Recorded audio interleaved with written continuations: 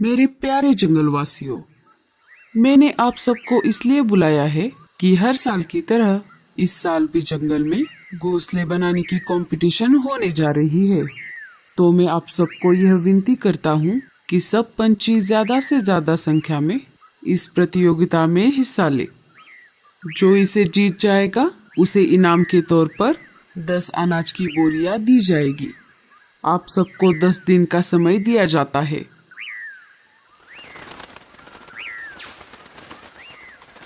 सारे वहां से निकलकर अपने अपने घर वापस आ रहे थे।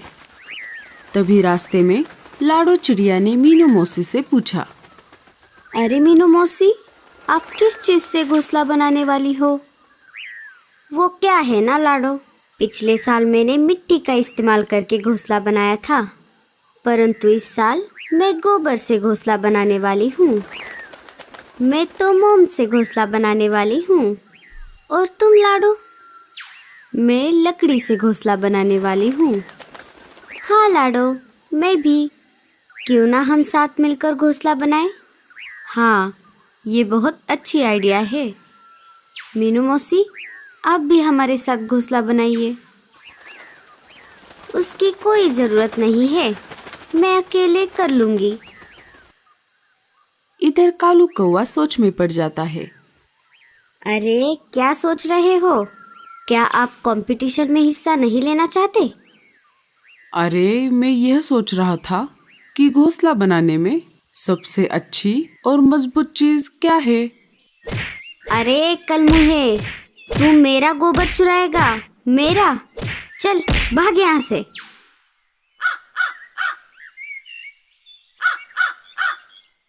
अरे मीनू मौसी, क्या हुआ? क्या बात है? देखो ना कालू, ये परदेसी पंछी मैंने जमा किया हुआ गोबर चुरा रहा था। ये बांस टूट गया पर उसका सिर नहीं टूटा। मीनू मौसी के ऐसा कहने पर कालू कौवे के दिमाग की बत्ती जल जाती है। क्यों ना मैं मेरा घोंसला बांस की लकड़ी से बनाऊं?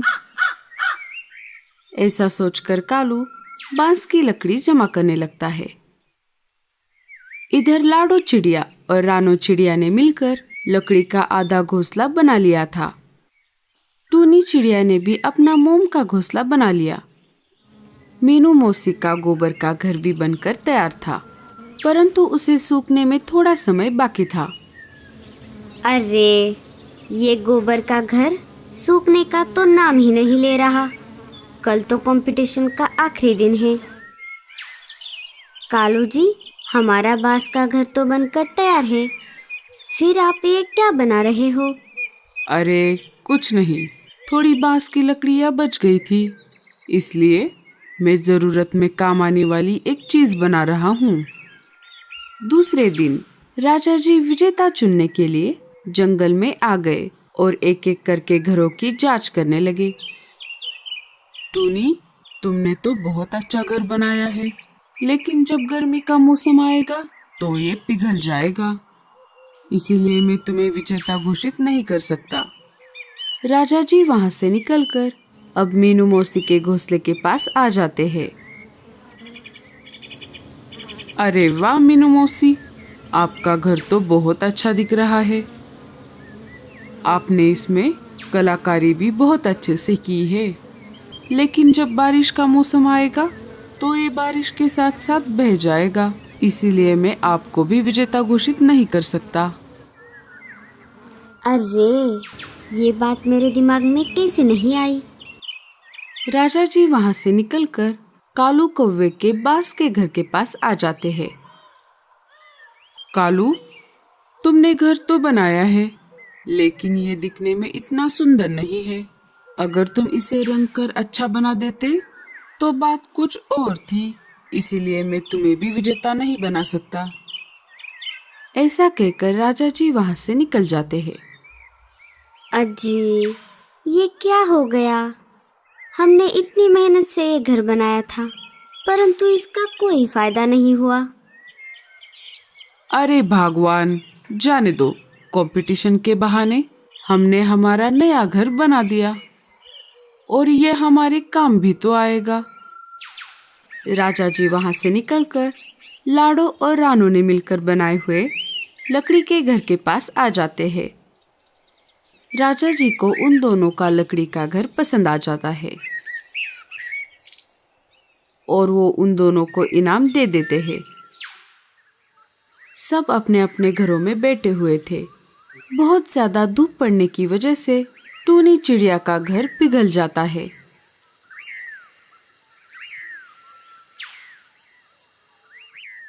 टूनी मीनू मौसी के घर आ जाती है। अरे टूनी, मैंने तुम्हें पहले ही कहा था कि मोम से घर मत बनाओ, पर तुमने मेरी बात नहीं मानी। दोनों बातें कर ही रही थी कि तभी रेडियो जंगल पर खबर चलने लगती है। नमस्कार, प्रस्तुत है समाचार संध्या। सुनो जंगलवासियों, अभी अभी आए हुए खबरों के अनुसार आज शाम को जंगल में तेज बारिश हो सकती है, तो सारे पंछी सतर्क हो जाए और अपने अपने घरों में ही रहना।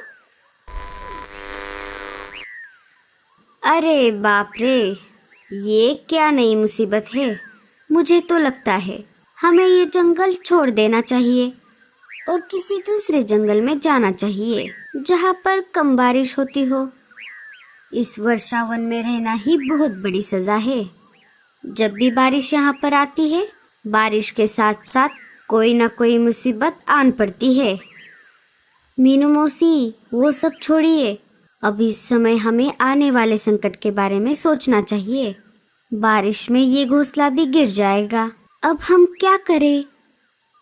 अब जो कुछ करना है बारिश ही करेगी, और बचा कुचा वो तूफान भी है साथ में। थोड़ी ही देर में आसमान में घने काले बादल छा गए। पूरे जंगल में हड़बड़ी मच जाती है। सारे पंछी बारिश से बचने का इंतजाम करने लगे। थोड़ी ही देर में तूफान के साथ साथ बारिश भी शुरू हो गई। कालू जी, बाहर तो बहुत तेज बारिश हो रही है। क्या हमारा बांस का घर इसे सह लेगा? हाँ गोरी, तुम देखना, हमारे घर को कुछ नहीं होगा। पूरे जंगल में तेजी से पानी बढ़ने लगा। सारे पंछी डरे हुए अपने अपने घोंसले में बैठे हुए थे। अरे मीनू मौसी, जल्दी चलिए, वरना हम बाढ़ के पानी में बह जाएंगे। अरे कुछ नहीं होगा, बस तुम चुप रहो। बारिश का पानी बाढ़ में बदल गया। एक एक करके पंछियों के घोंसले पानी में डूबने लगे। सारे मिलकर एक बड़े पेड़ के डाली पर जमा हो गए। इधर कालू कौवे का बांस का घर बाढ़ के पानी के ऊपर तैरने लगा। सब पंछी ये देखकर चौंक गए। आखिर में मीनू मौसी का घोंसला भी तेज बारिश के कारण पानी में बह गया। दोनों बाढ़ की पानी में बहने लगी। बचाओ! अरे हमें कोई बचाओ! बचाओ! अरे हमें कोई बचाओ! अरे ये क्या? मीनू मौसी और टूनी चिड़िया खतरे में है। गोरी, तुम यहीं रुको, मैं उन दोनों को बचाता हूँ। अजी, हम यहाँ पर सुरक्षित हैं। अगर आप बाहर जाओगे तो पानी में डूब जाओगे। गोरी, हमारे साथी पंछियों को बचाना हमारा फर्ज है। ऐसा कहकर कालू बांस की बनी हुई नाव लेकर उन दोनों की तरफ जाने लगता है।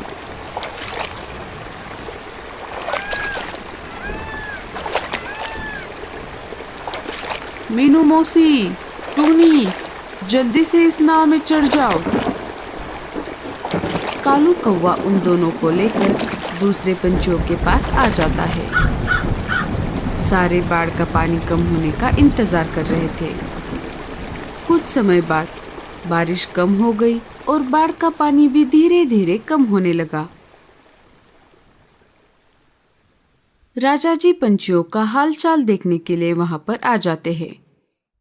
मीनू मौसी राजा जी को सारी घटी हुई घटना बता देती है। मुझे माफ कर दो कालू, मैंने तुम्हारा घोंसला मजबूत होते हुए भी तुम्हें विजेता घोषित नहीं किया। आज हम सबको पता चल गया कि घोंसला दिखने में नहीं बल्कि मजबूत होना चाहिए। कालू, क्या तुम हम सबको अपनी बांस की नाव में बिठाकर जंगल की सैर कराओगे? हाँ हाँ राजा जी, क्यों नहीं। सारे कालू की नाव में बैठ जाते हैं और कालू सबको अपनी नाव में जंगल की सैर करवाता है।